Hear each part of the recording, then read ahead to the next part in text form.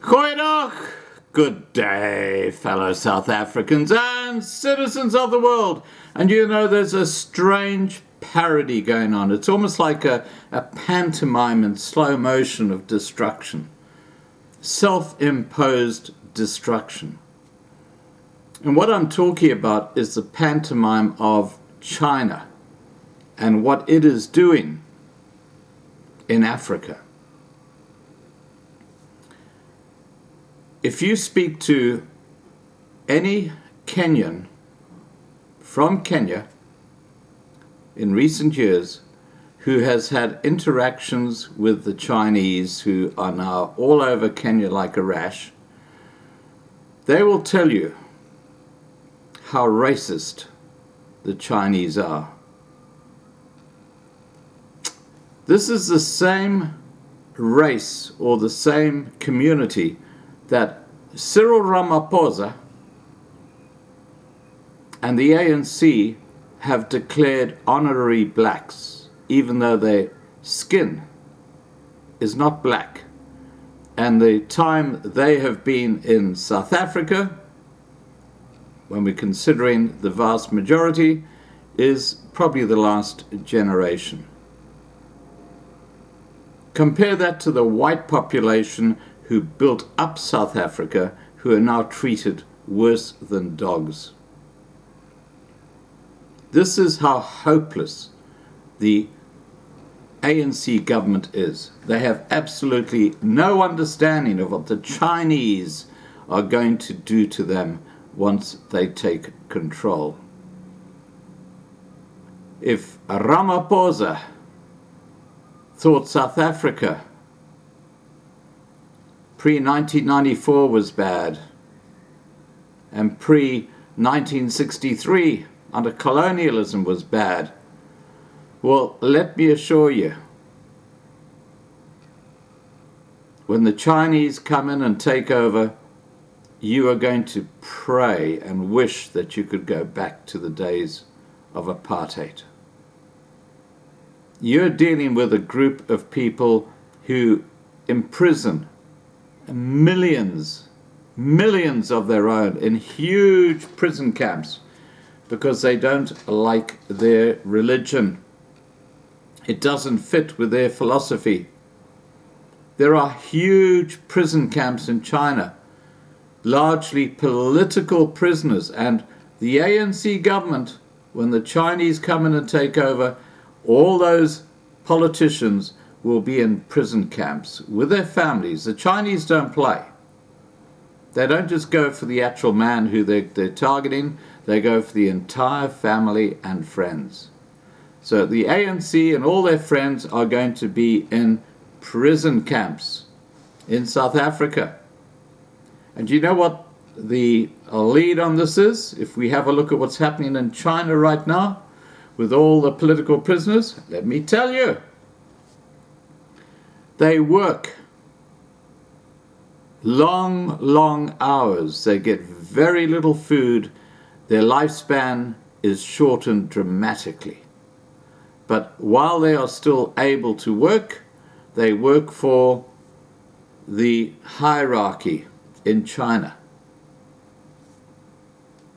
Printing stuff, making stuff, doing whatever they're told to do. They are just slave labor. Coming to South Africa soon. Guess who the slaves are going to be? Yeah, the Bantu and Nguni people, the Xhosas, the Zulus, the Ndebele, you name it. All these different tribes are going to be enslaved by the Chinese. That's what they do. And this debt trap, it's like a spider in the web. Right now in South Africa, what's happened is China has caught this little fly in the web, which is South Africa. And it's wriggling around madly, okay, it's shaking the web. You've ever seen that with a web, where there's a fly or something caught in the web? You can see the thing trying to get out and escape, and it's wearing itself out, and the spider just sits there in the background, just waits. It knows the story. That's what China's doing right now with the debt trap. It's sitting there in the background, watching South Africa get into its sticky claws. And once the insect is kind of worn out and, really just freaked out, the spider comes up and it throws a couple more bits of thread around it. Yeah, the long and the short of the story is that the insect is died. And what happens then is that becomes the food for the spider's offspring. Now, what's happening right now in South Africa is not dissimilar. What you've got is a debt trap where China is pouring billions of rands into South Africa, saying, go for it, buddy boy, and, that little silk, talk about the Silk Road, this is a silk trap being wrapped around the body or the carcass of what was South Africa. And worst of all, these outcries about racist, racist, racist, the most racist people in the world. And ask any black African living in China and they will confirm this. The most racist people in the world are the Chinese. And as I said at the start of this video, go no further than Kenya. So, if you look at the ANC government, not only are they destroying the community who actually built the country they now live in, the white population, through policies like black economic empowerment, which only relates to the blacks and the Chinese, they are by default destroying their own culture because the Chinese are going to imprison them. There's no question about that. It's the old Trojan horse, but of course they would never have no understanding of that, would they? So why am I talking about this? Well, let me tell you. A fellow who lives in China, a black fellow, his name's Bright Mango. That's M-H-A-N-G-O, by the way. And he writes, hundreds of millions of Chinese are still in coronavirus quarantine and yet to report for work in the Chinese New Year. Millions of firms are already facing bankruptcy and the country's factory activity shrank at a record rate in February. With such gloomy circumstances and so much not to like, it seems there is something many Chinese can at least agree on. Here's the kicker. This is a guy living in China, a black guy living in China. With such gloomy circumstances and so much not to like, it seems there is something many Chinese can at least agree on. They really hate black people. Get that? They hate black people. Last week, China, which is one of the hardest places on earth to emigrate to, the country only had less than 1,500 naturalized citizens in 2010, suddenly announced that it was seeking opinions on a draft bill to make it easier for foreigners to gain permanent residence in China. Bad move. The backlash to the announcement was instant and sustained. It equaled or surpassed the unprecedented backlash that followed the death of the whistleblower doctor from Wuhan. The only difference was that unlike the backlash on the death of Li Weiliang being censored, the current one has been left unchecked, if not fanned. Multiple hashtags of the issue started trending on Weibo, the Chinese Twitter, after posts by authorities or state media was quickly bombarded with hundreds of thousands of comments on the proposed bill. One of the hashtags was read almost 4 billion times in a country of 1.4 billion. Very few of the comments on posts provided any intellectual justification for their opposing the bill. Some said the move would foster corruption and take away jobs, but most only stated, zoomed in and focused on one thing: black people. People posted about how China would be taken over by strong black genes, how Chinese women would be raped, how blacks would bring crime. Some simply stated that they really hated black people. Remember, this is the honorary blacks in South Africa, your Chinese people. This is what this black African in China is reporting about. And I will put a link below this video to his article so you can see that I'm not talking out of my backside. Okay?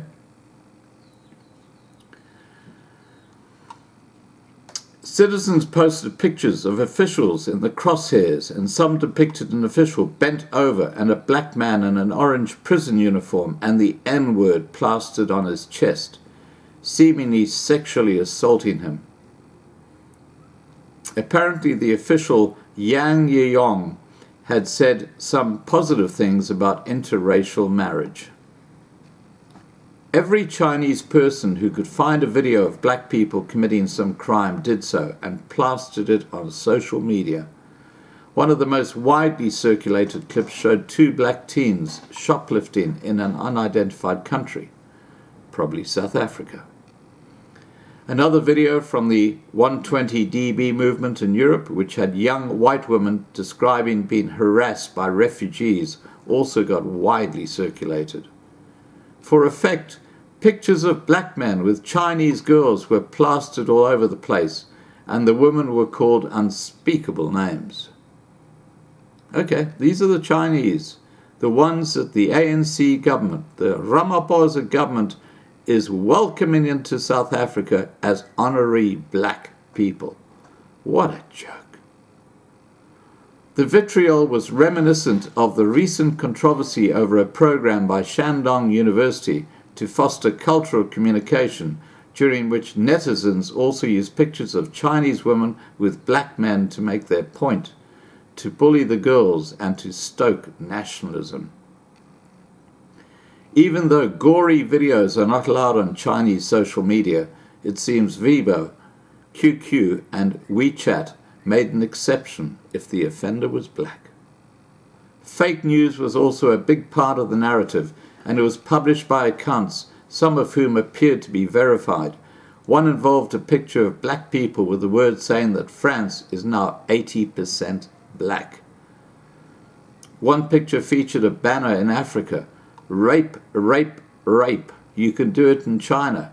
Refugees can do anything. Contact the Chinese embassy now. You will not be punished.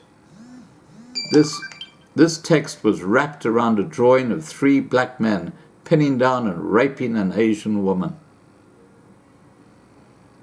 Others circulated a picture of pure yellow corn next to another batch with dark purple corn overshadowing the yellow. Some shared accounts of how they feared walking around on campuses where black people also study. Some shared pictures of blacks on Chinese trains. Meme after meme with the same narrative. I have lived in China since 2013. I know it is one of the most racist countries on earth, but this week's eruption on social media is one I have not seen before. Even some of my former Chinese students were blatantly posting about blacks bringing HIV to China and their hatred of black people. It is fashionable for Chinese schools to openly advertise jobs and request that only white people apply. In some Chinese cities, schools would rather have Russians who can barely speak English than have black English professors. This is something every black person who spends enough time in China knows. The current racist movement is, however, a new thing. With the economy in bad shape, with households in financial trouble, could someone be provoking fear among the population to make them forget their actual problems? It sure seems so, because with all their censorship and their toughness against the topics that criticize the government, authorities seem to be happy letting this one gain steam, i.e., the Chinese government are party to the racist claims against black people. This is the same government that the ANC government under Cyril Ramaphosa are embracing. Think about it. None of the naturalized citizens of China that I've seen are black. It is already hard for Africans to even apply for visas to China, and some hotels in China blatantly refuse to let in anyone with an African passport. It is fashionable being racist in China. Even the state media can nonchalantly portray blackface and racist tropes. When one rapper was accused of promoting drug use, he apologized and blamed it on black music. He was forgiven. One wonders how people like me, who listen to nothing but black music, are viewed in China. There is also a massive movement of Chinese people going to Africa and making demeaning videos or unsuspecting locals in Mandarin for clicks and views in China. Chinese can be racist all they want, but to use blackness as a scapegoat in times of economic and social turmoil is disturbing. It is more disturbing if one considers that there are 1 million Chinese people in Africa, and the author Howard French found that Chinese push African governments to lower immigration restrictions against Chinese as part of the trade deals, which is what is happening in South Africa, of course, with the new honorary blacks, not subject to black economic empowerment. How convenient. The most racist people on earth are the ones that are being given the privileges. This is crazy. Anyway, let's continue. When the coronavirus broke out, China constantly complained of being stigmatized. It even expelled reports of the Wall Street Journal over a headline it deemed racist. All that now seems very questionable if anyone looks at what is on Chinese social media. Some would argue that it is simply Chinese being against foreign influence, but that would be not correct, because even though there are more whites in China and more white Chinese couples in China, they are conspicuously missing from the uproar and slander. There are many African students studying in China, as it is desperately trying to appear internationalized. Many Africans also jet into southern China to buy products that keep many businesses in China alive. How is it possible to hate the very people one needs? How long before the social media vitriol turns into real violence against the black people in China? What is the end game? And the conclusion here is that Bright Mango is a PhD student at Shandong University, China. Look, we've discussed this so much, and it's quite clear that the Chinese consider the black people way below them. There's absolutely no question about that. And all they've done, it's like the emperor with no clothes, you know. Everything is good, everything is fine. No, it's not. You just wait, ANC government. The Chinese are like that black widow spider hovering in the background. And when they're ready to, they will pounce and they will eat your carcass. And the black population of Africa, not just South Africa, is going to become their bounty. Forever enslaved to the Chinese. And as I said at the very start of this video, your future children will look back at the times of apartheid, pre-1994, and cry. They will be absolutely devastated about what happened after the ANC government took over power and how they gave the country over to China. They will be living the nightmare. And Ramaphosa, you will be remembered for what you are. Not just a hippo, but a complete and utter piece of shit. Alright guys, please remember to subscribe to be kept informed. Ring the bell for the updates. Please like this video, please share this video, and above all, please stay safe. Bye for now.